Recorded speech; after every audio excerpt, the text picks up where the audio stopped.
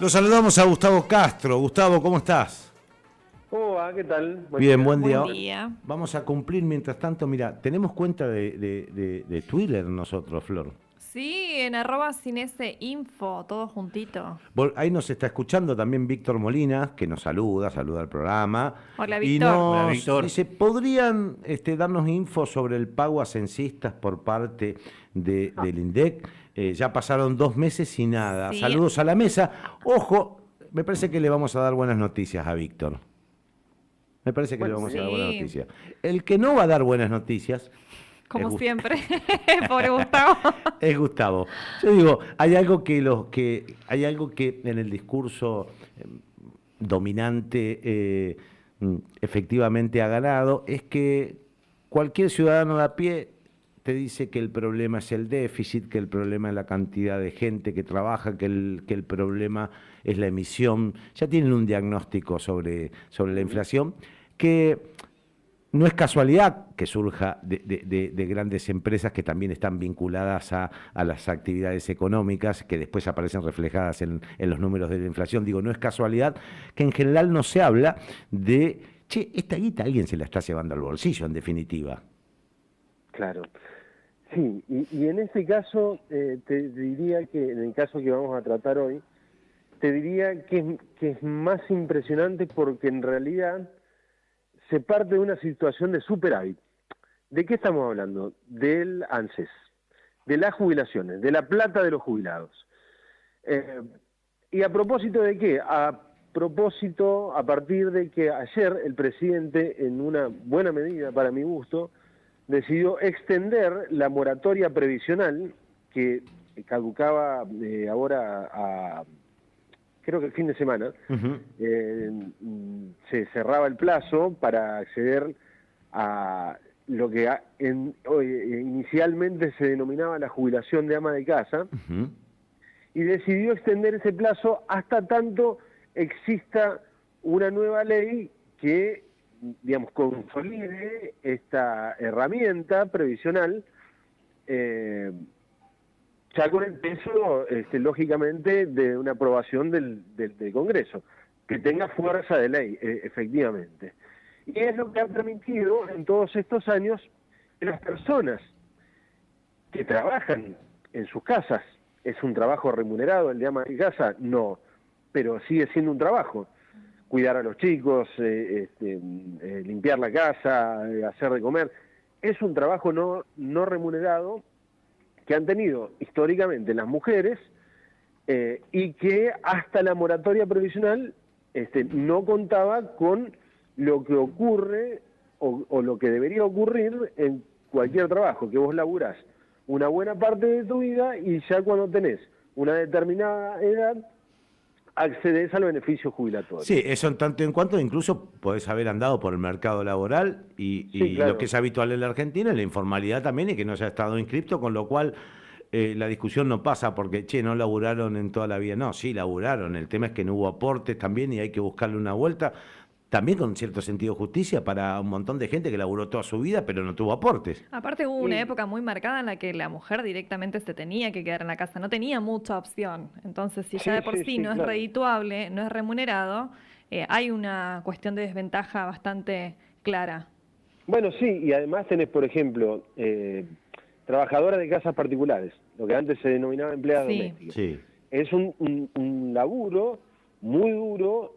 Sí, le mando un saludo a Ceci yo. A Ceci. Ah, bueno, Ceci, un saludo a Ceci. Claro, que trabaja en casa, Ceci, una masa es. Claro, bueno, y es un segmento en donde el empleo en negro es la regla. No es el caso. Está bien, bueno, me alegro por Ceci entonces, y Claro. bien por vos que cumplís con tu obligación de empleador. Con lo que dice la ley. Claro, pero convengamos que no es lo que ocurre en la habitualidad de los casos. Porque, ¿sabes cuál es el tema? Hay tanto mito dando vuelta, hay tanto mito, hay tanta síntesis de fake, que si te tomás el trabajo, no solamente porque es un derecho que le corresponde al trabajador, sino porque si dejás de basarte en mitos, te vas a dar cuenta que no es que tenés que poner un montón de plata, y no, digamos, Sí, claro. que la historia no es así, digamos. Sí, bueno, pero esos mitos y esos prejuicios te imaginás que tiene una historia tan larga en nuestro país. Vos pensás que durante el primer peronismo había quienes, como hasta hace poco, de hecho, lo repitió Mirta Legrand, como si no hubiesen pasado 70 años en el medio, que los patrones, los dueños de las casas... Ponían candado en las tranqueras. No, eso en el caso del campo. Claro. En el caso de las casas particulares, decían, hablaban en voz baja porque temían que las mucamas y que el personal doméstico los denunciara ante Perón. Claro. Pero esto estaba recontra instalado. Te vuelvo a decir, ahora, 70 años después, en pleno kirchnerismo, Mirta Legrand dijo exactamente lo mismo, como si no hubiesen pasado 70 años en el medio. Bueno, este tipo de prejuicios, lógicamente, en un segmento de la sociedad importante tiene un peso específico que se traslada también, por ejemplo, a la regulación, digamos, a las relaciones laborales y su formalidad o informalidad. Claro, totalmente. La cuestión es que antes de que se pusieran en marcha las moratorias previsionales durante el kirchnerismo, accedían al beneficio jubilatorio personas en edad de jubilarse solamente 5 o 6 de cada 10. Moratorias previsionales mediante se llegó a prácticamente una cobertura total. Es decir, casi todas las personas que tenían edad de jubilarse, pero que no habían recibido o no contaban con los aportes necesarios, aún así pudieron jubilaban. hacerlo. Dentro de la moratoria previsional, 9 de cada 10 eran mujeres, por esto que recién mencionaba Exacto. Flor y que explicábamos nosotros. Y entonces, a partir de allí, hablando de mitos y prejuicios y fake news, ¿qué es lo que queda instalado? A mí no me aumentan las jubilaciones porque regalan jubilaciones a toda esta gente que no trabajó en su vida, y entonces con esa plata a mí, si utilizaran esa plata en darme una mejor jubilación a mí, yo viviría mucho mejor porque yo aporté todos los años y trabajé, y no como estos vagos, etcétera, bla, bla, bla, todo lo que ya conocemos, ¿no?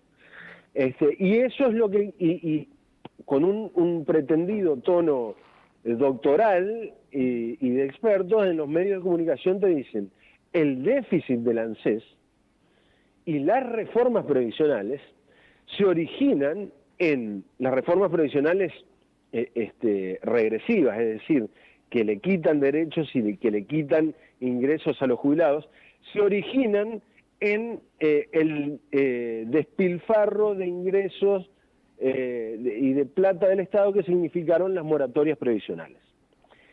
Y esto es importante que nos lo grabemos a fuego, porque si entendemos esto, entendemos cómo deconstruir todas estas noticias falsas.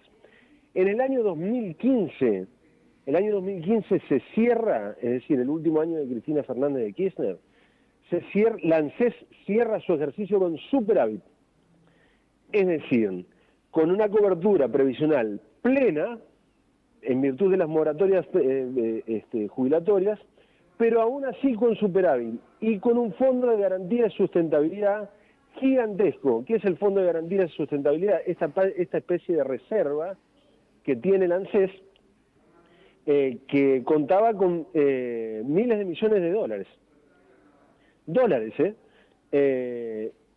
Entonces, el sistema previsional era un sistema solidario, pero a la vez era un sistema sólido, porque además los saberes de jubilados, pensionados, beneficiarios de AUH, de la asignación universal por hijo, asignaciones familiares de los trabajadores registrados, pensiones de los excombatientes y demás, se ajustaban por una fórmula que incluía la variación salarial en los trabajadores registrados y la variación de la recaudación de ANSES, con lo cual había un equilibrio entre el pago y la movilidad de los saberes y la solidez económica y financiera del organismo. ¿Y qué pasó?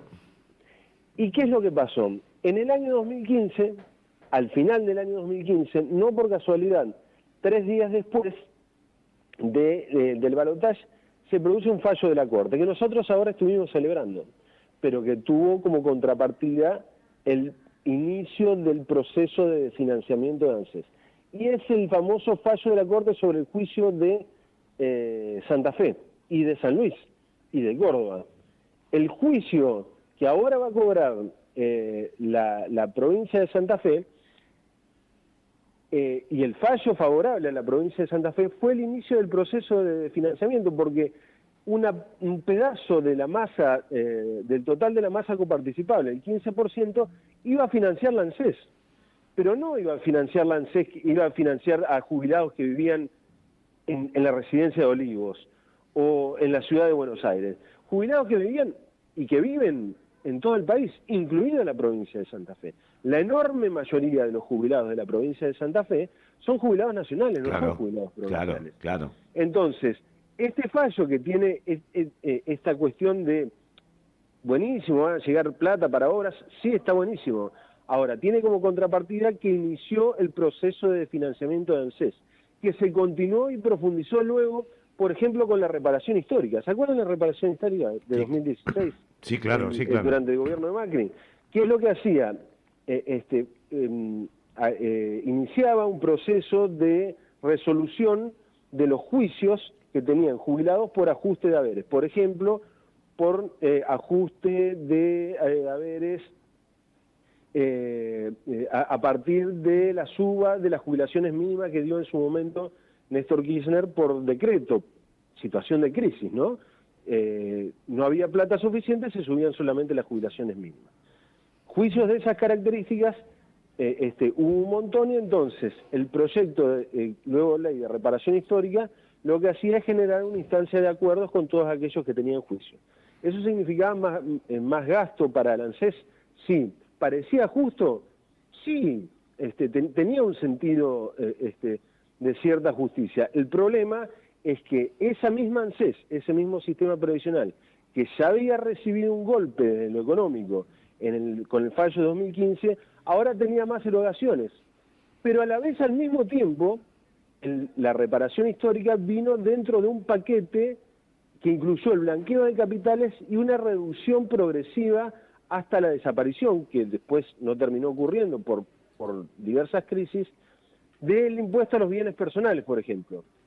Y el impuesto a los bienes personales es uno de los impuestos que aporta al sostenimiento del sistema previsional. Del sistema previsional, claro. El sistema previsional se sostiene básicamente por mitades entre los aportes de trabajadores registrados y empleadores, y otra mitad se sostiene con impuestos.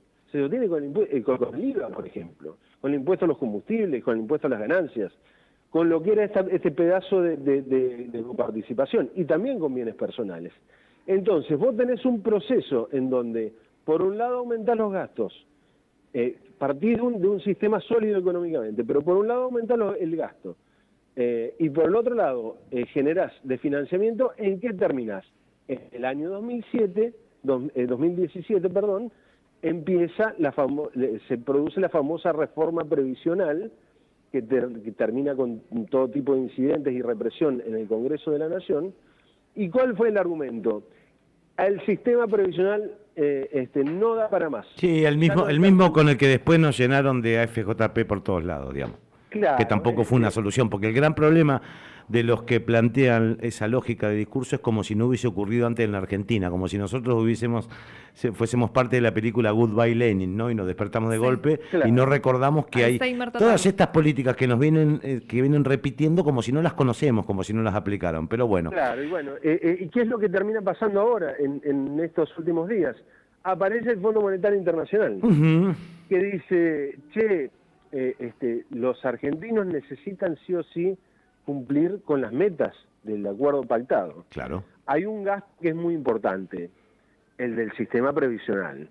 Hay que hacer una reforma previsional. Como, digamos, el Fondo Monetario Internacional, que supuestamente ahora era bueno, no pedía ajustes, ¿qué es lo que hace? Lo mismo de siempre, pide ajustes en el sistema previsional. Ese ajuste en el sistema previsional se pide porque supuestamente el sistema tiene déficit. ¿Y de dónde surge el déficit? ¿De las moratorias? ¿De las jubilaciones a las amas de casa? No, surge todo este proceso que tiene otros hitos que les acabo de mencionar, porque recordemos, en el año 2015 cobertura previsional casi plena, con haberes que le ganaban en su movilidad a la inflación, era superavitario. En el medio pasaron cosas. Te mando un abrazo, Gustavo.